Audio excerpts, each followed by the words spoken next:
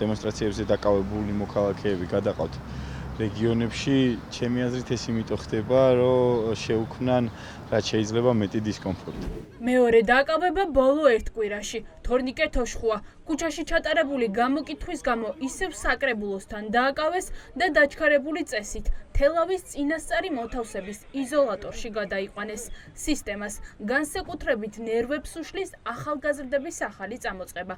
ქუჩის გამოკითხვა ბანერებით. ვთქვიდნენ რომ წაეკითხათ რა ეწერა ბანერზე და მე რა ისე რაღაცა ამ ჩათებში გადაგზავნილი რაღაცა ფოტოების, ვიდეოების, ვოისების მერე დაიძრნენ და რამდენიმე პოლიციელმა მოკიდა ხელი.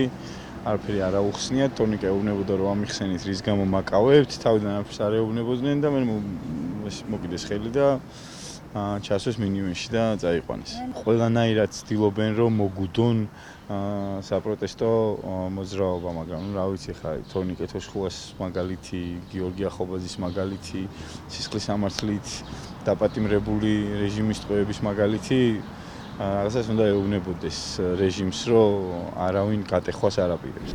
იურისტების განმარტებით შინაგან საქმეთა სამინისტრომ ახალი სადამშრალო ღონისძიება ამოქმედა. თბილისის იზოლატორებში ადგილების არსებობის მიუხედავად დაკავებულები ქალაქიდან შორს რეგიონებში გადაყავთ. იურისტებს უჭირთ დაკავებულების მონახულება და ახლობლებს ამანათების შეგზავნა.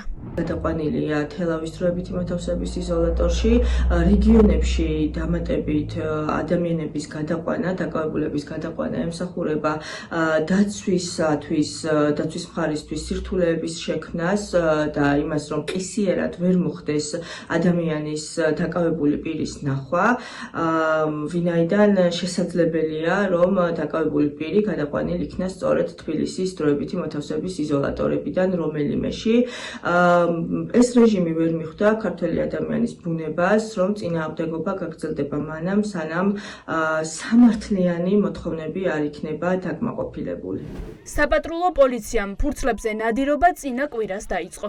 აქტივისტების ნაწილი ადმინისტრაციული წესით დააკავეს და ისევ იზოლატორებში არიან. ხალხი კი, ვინც 600 დღეზე მეტია ქუჩაში დგას, ფიქრობს, რომ მათმა დაუღალავმა და გაუტეხელმა პროტესტმა აჩვენა, რომ მოქალაქეები არ შეგუებიან რეპრესიებს და უკანონო დაკავებებს. თორნიკე თოხშუა არის სისტემისგან განწირული ადამიანი, რომელიც იბრძოდა საქართველოს ევროპული მომავლისთვის და ჩვენ გვახსოვს პირველ შემთხვევაში რა უსამართლოდ იქნა ის დატყვევებული. უკვე მეორე დააკავეს ამ ბანერისთვის, რაც იცით როგორ გითხრათ, აი ეს ზომები ვერაფერს ვერ გამოასწორებს ქვეყანაში. ხასოს მაგრამ რომ ბატონი ბიძინა, მათ გონიათ ის რაც იმ ფურცლზე წერია.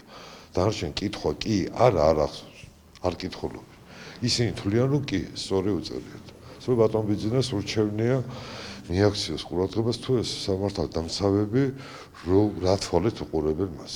ოცნებას აქვს შერჩევითი სამართალი, ამბობენ დედები, ვისი შვილებიც ოცნების მმართველობის პირობებში თვეებია პატიმრობაში არიან.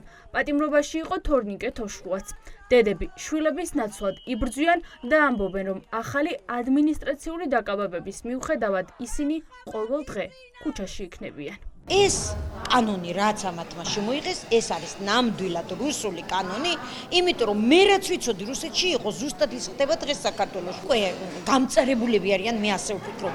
ეს აღიზიანებს ამათ ყველაფერი და თვითონვე თვლიან იმ სიტყვის მნიშვნელობას, რომ ნამდვილად არის ეთყობა ეს კაცი ის.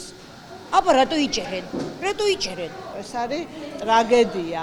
ოღონდ არის კომიკური ტრაგედია რა. როგორ შეიძლება იმასაც ვერ ხვდებიან, რომ მასხრად იგდებენ საკუთარ თავებს და საკუთარ პატრონს.